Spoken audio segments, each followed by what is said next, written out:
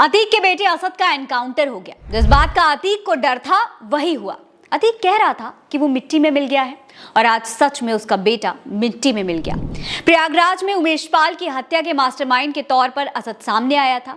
इस केस से 15 दिन पहले तक जिसका कोई पुलिस रिकॉर्ड तक नहीं था, उसने अपने पिता अतीक अहमद की जगह गैंग की कमान संभाल ली। उमेश पाल की हत्या के दिन से ही प्रयागराज पुलिस और एसटीएफ असद की तलाश कर रही थी। अब पुलिस ने असद को झांसी में मुठभेड़ के दौरान गोली मार दी।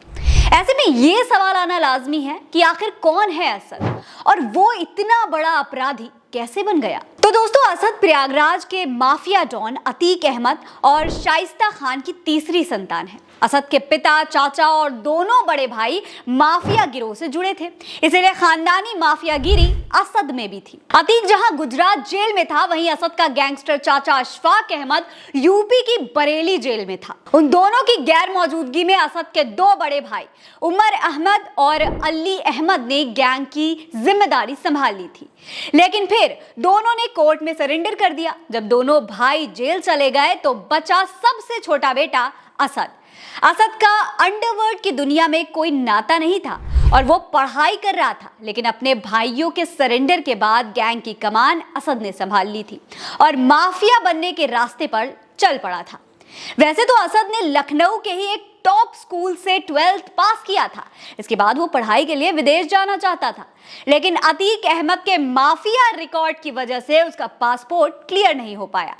असद अपने बचपन के दिनों में पढ़ाई में काफी होशियार था। वो बड़ा होकर एक वकील बनना चाहता था, इसी के लिए वो विदेश जाना चाहता था, लेकिन गैंगस्टर पिता की ऐसी छाया पड़ी कि वो अपराधी बन गया। फिर 24 फरवरी को प्रयागराज में उमेश पाल की गोली मारकर हत्या करने वाले शूटर्स के एक गिरोह को हैंडल करने की वजह से यूपी का मोस्ट वांटेड माफिया बन गया।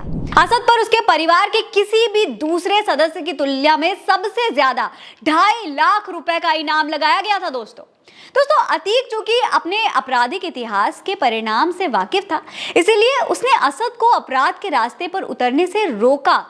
बहुत कोशिश की कि उसका बेटा इस रास्ते पर ना चले, जैसे आम पिता ऐसा चाहता है, लेकिन तब तक काफी देर हो चुकी थी। उस समय तक असद बम बनाना सीख चुका था। एक बार तो उसे बम बनाते हुए खुद अतीक ने देख लिया था, जिसे देखकर वो कांप उठा था। अतीक को भी पता चल चुका था कि इस अपराध की दुनिया का अंजाम क्या होता है। अतीक ने तुरंत उसे बम बनाने से दूर करने की कोशिश की, लेकिन उन्हीं दिनों अतीक की गिरफ्तारी हो गई और असद को पूरा मौका मिल गया और फिर उसने केवल बम बनाना ही नहीं बल्कि शार्प शूटर बनने तक का सफर तय कर लिया। दोस्तों, अब अतीक तो जेल में है, लेकिन उसके बेटे असद और उसके साथी गुलाम को यूपीएसटी ने एनकाउंटर में मार दिया।